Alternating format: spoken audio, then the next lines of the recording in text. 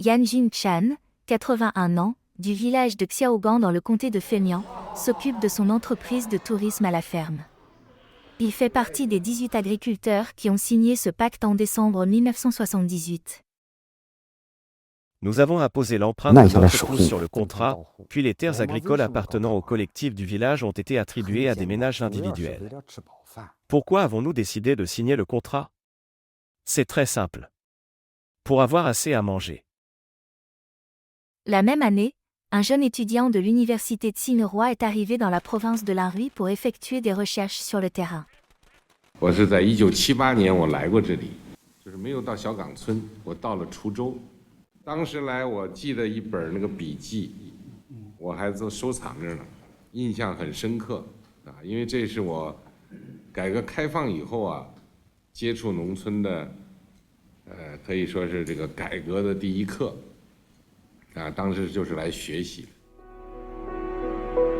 L'expérience de Xi Jinping dans l'Anhui est restée fraîche dans sa mémoire plus de 30 ans plus tard, lorsqu'il est devenu président de la Chine. Aujourd'hui, la Chine reste un grand pays qui compte de nombreux petits exploitants agricoles. Il est urgent de mettre en synergie la modernisation de l'agriculture avec l'industrialisation, l'application des technologies de l'information et l'urbanisation. En 2016, lors d'une visite au village de Xiaogan, le président Xi a déclaré « La réforme est la seule issue. Elle doit toujours être en cours et mise à jour. » Le président Xi a discuté avec nous sur le terrain. Il nous a posé des questions assez détaillées. Je me demandais comment il pouvait en savoir autant sur l'agriculture. Qui va cultiver la terre? C'est un problème réaliste auquel sont confrontés les réformateurs. Les jeunes sont partis vivre dans les villes. Alors qui va cultiver la terre? La terre est l'élément vital des agriculteurs. Pour être honnête, nous nous sentons désemparés lorsque la terre est gaspillée. Le manque d'agriculteurs n'est pas une préoccupation infondée. Lors de la conférence centrale sur le travail rural en 2013, le président Xi Jinping a souligné que la séparation des droits contractuels et des droits de gestion des terres était une nouvelle tendance de l'évolution des relations de production agricole en Chine. Cela nous oblige à améliorer le système de base des opérations rurales. Nous avions peur de ne pas pouvoir récupérer nos terres après leur transfert et de finir par les perdre. Les agriculteurs étaient préoccupés par cette question à l'époque. Ayant passé des années à faire des recherches sur le terrain, Xi Jinping a toujours eu une affinité pour l'agriculture, les zones rurales et les agriculteurs. Il a déclaré un jour « Quelle que soit la manière dont nous réformons, nous ne pouvons pas briser le système de propriété collective des terres rurales, nous ne pouvons pas provoquer une réduction des terres arables, et nous ne pouvons pas mettre en péril le rendement des céréales et les intérêts des agriculteurs. » Depuis le 18e congrès national du PCC en 2012, le président Xi a inspecté les réformes dans les zones rurales à de nombreuses reprises. C'est lors de sa visite au village de Xiaogam en 2016 que le président Xi a organisé un symposium sur la réforme rurale. Il a expliqué la réforme sur les droits fonciers ruraux aux 18 agriculteurs de Xiaogam et aux villageois. Il a déclaré que nous devrions respecter les idées des agriculteurs de conserver les droits contractuels sur les terres et de transférer les droits de gestion, et de séparer davantage les droits de gestion contractuels en droits contractuels et en droits de gestion des terres. Il a ajouté qu'il s'agissait d'une autre innovation institutionnelle majeure dans la réforme rurale. 4 mois plus tard, un plan d'opinion sur la séparation des 3 droits a été adopté lors d'une réunion du groupe directeur central pour l'approfondissement de la réforme. Depuis lors, la réforme a été mise en œuvre à l'échelle nationale.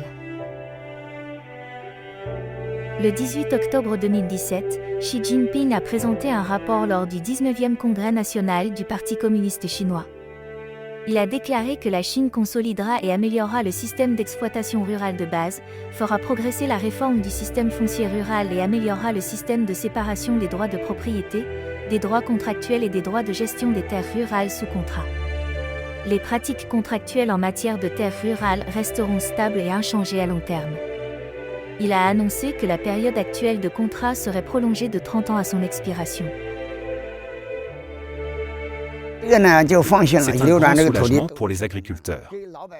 Lorsque nous transférons des terres, nous recevons un certificat de droit foncier, ce qui donne une garantie aux agriculteurs. L'emplacement et la taille des terres des agriculteurs sont clairement inscrits sur le certificat. Les agriculteurs n'ont donc aucune raison de s'inquiéter. Les réformes menées dans le cadre de la séparation des trois droits ont permis de résoudre plusieurs problèmes liés à l'agriculture, aux zones rurales et aux agriculteurs, ouvrant ainsi la voie à la modernisation de l'agriculture en Chine. Grâce à ces réformes, nous transformons les agriculteurs désireux et capables de pratiquer l'agriculture en entités commerciales agricoles d'un type nouveau, afin qu'ils exploitent des terres plus nombreuses et de meilleure qualité. Et ceux qui ont d'autres moyens de gagner de l'argent peuvent se libérer de la terre. Les petits champs deviennent de grands champs et les champs fragmentés sont reconstitués en champs entiers. Après le transfert de terres à grande échelle, le village de Xiaogam a entamé un développement de haute qualité de l'agriculture moderne. En 2017, la ferme Bedawan Seven Stars a signé un accord de coopération avec le village de Xiaogam. La ferme a envoyé son meilleur personnel de conservation de l'eau et ses techniciens agricoles au village de Xiaogam pour gérer 500 nus, plus de 33 hectares, de terre et établi une zone de démonstration de l'agriculture moderne. Après la réforme, les agriculteurs sont plus disposés à nous confier leurs terres. Le président Xi a déclaré que la science et la technologie peuvent contribuer à revitaliser l'agriculture. J'ai l'impression que le président Xi nous a donné des instructions. Nous sommes plus enthousiastes en ce qui concerne la culture agricole, en particulier la promotion de modèles de culture agricole avancés. Je me sens même investi d'une mission à cet égard. Au village de Xiaogam, les droits d'exploitation de plus de 70% des terres ont été transférés à ce jour. Il y a 31 entités commerciales de type nouveau, telles que des producteurs de céréales professionnels, des exploitations familiales et des coopératives d'agriculteurs. Nous n'aurions jamais pu rêver que cette année, nous aurions toutes ces machines agricoles, telles que les drones et les automobiles. Ensuite, nous essaierons de réaliser une agriculture mécanisée, modernisée et intelligente dans l'ensemble du processus de production. Comme l'a dit le président Xi, nous cultiverons davantage de bonnes céréales et nous veillerons à ce que tout le monde puisse manger des aliments sains. Yan Jingchan, qui a transféré toutes ses terres, gère aujourd'hui son entreprise de tourisme à la ferme. Il a été témoin de 2 réformes historiques du système foncier rural chinois. Le village de Xiaogam, qui a servi de banc d'essai à la réforme rurale en Chine, entre dans une nouvelle ère de modernisation.